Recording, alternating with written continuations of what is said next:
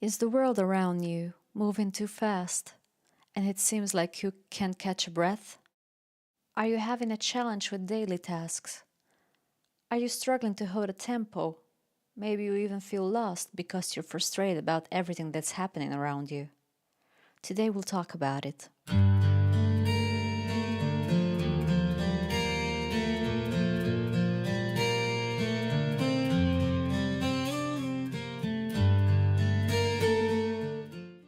Before we dive in, hi, you can call me Em, and welcome to Mystic Harmony. This is a safe and open space for kindred spirits to connect, explore, and share insights on life, spirituality, and the mysteries in between. Here we embrace deep conversations, new perspectives, and even moments of pure wonder.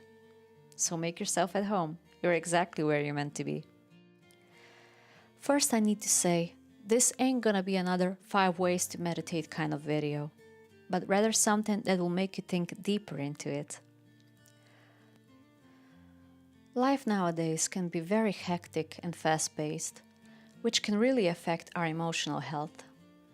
We become energetically drained, which can cause us even physical pains and symptoms, which can lead us to further frustrations and sickness. I'm sure no one wants that. To be drained physically, emotionally, mentally, spiritually. Luckily, wise people from the past learned different practices, or maybe just wisely save them in their memory. Practices that can help us on so many levels today. Even though nowadays we truly are blessed with so many advances, especially when it comes to technological development, we truly lack in spiritual development. Luckily, awareness about it is getting louder and louder with each passing day. Some might think, what kind of woo-woos are these practices?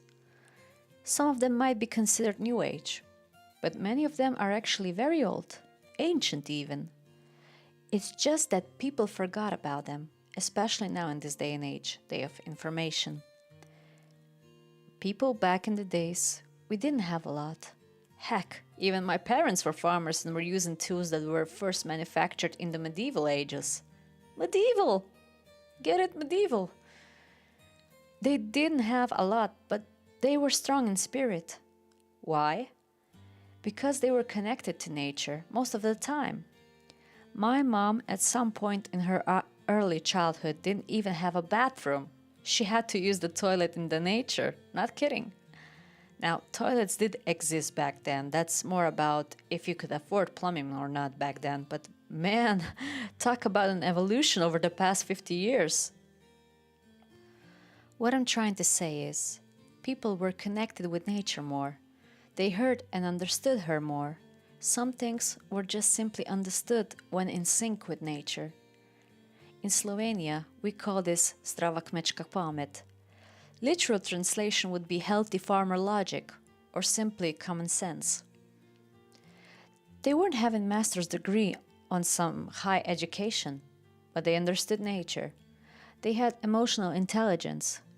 They knew important things in general, such as farming, knowing different seasons and how to work around them. They worked and laughed and loved, walked barefoot and climbed on trees. They walked barefoot and experienced grounding without even knowing it. At night, they watched the stars and dreamed about their future. They had no idea about the possibilities 50 years later. Am I right? But they were always connected without even realizing it. Those in the past who were aware of it were able to develop these possibilities into deeper studies. They understood the importance of it and decided to write books about it, develop certain practices and courses, and so on.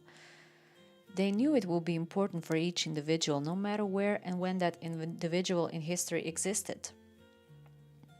I'm grateful for those that were aware of its importance, because if it weren't documented, I'm sure we'd easily forgot about them in this day and age. Meaning, these are practices we used regularly as kids. At least I can say that for us millennials and every other generation before that, at least on some level. But I'm not sure about the new generations. And once you grow up, well, those practices don't come easily to mind when you're occupied with all the seriousness of the world. because that's kid stuff, you know? You need to be serious now and provide for your family and society and so on. These are practices you enjoyed doing them as a kid. Now I know you probably expected I'll count a few meditation practices, which I could, I could. But I want you to look further into that. Yes, I can say practice being present, practice gratitude, practice grounding, do art or walk in nature, and so on. And that's all amazing. And if it resonates with you, that's awesome. And make sure you practice them regularly. But I want to ask you now, what did you enjoy doing as a child, except from playing video games? What put you in a complete flow state and made you feel good and happy about yourself and your life? What did you do when you felt most present? What did you do that made you perfectly aware of yourself, your consciousness, your capabilities? What made you feel encouraging and with great confidence? Do the memories of these practices bring you a smile on your face? And now I want to ask you this. Why wouldn't you practice them right now? You might think, but I enjoyed this when I was a kid. Well, I played video games when I was little and I don't play them anymore, but I also sang and painted and danced. And this is something I still do. What about you? I'm sure video games weren't the only thing you were doing as a kid. And if you still play them, there's no judgment on it, as long as they make you happy and fulfilled. The reason why I'm talking about your childhood practices is because when you were a typical child, you were able to experience presence on a regular basis. Presence is key when it comes to meditation practices, whether you do typical meditation, yoga, qigong, walks in nature, etc. But I want to ask you, do you by any chance find these practices a bit forced? If not, that's amazing and ignore my idea, just do your amazing work. But what about if it does feel forced and not that joyfully approached? Maybe it's just me, but I believe we'd be much more consistent with meditation practices if we feel like they are truly aligned with our true inner core, our true human nature. You know what I mean? If a person is full of life and struggles to remain still, that person will probably struggle to remain in lotus position and try to meditate. His body wants to move. Of course, it can also depend on your days and feelings. Nothing is absolute. Which can also mean it's not necessary you practice only one approach, but use different ones depending on your current mood. I believe I didn't discover any new water with that, but still a food for thought. Which brings me to the most important thing. What do you need? What does your body truly crave for? Are you in tune with your body? Do you listen to its needs? Sorry for that. It'll be easier to practice presence, which is the key, by the way, when you actually enjoy it. If you don't know what brings you joy, go to your past and remember what brought you joy as a child. Now keep in mind, this type of meditation is just for practicing presence. There are many types of meditation where you can connect with your guides, spirit animals, and so on, but that's a topic for another day. Now, what do you think? Did you find this video helpful? If you did, make sure you let me know in the comments. And if you're curious about other similar topics, let me know in the comments as well.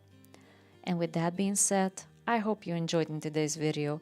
If you did, make sure you give it a thumbs up, subscribe to the channel and hit the bell icon so you'll get notified for the future videos. Until then, I wish you a week full of presence and I'll be seeing you in our unusual dimensions soon. Bye for now.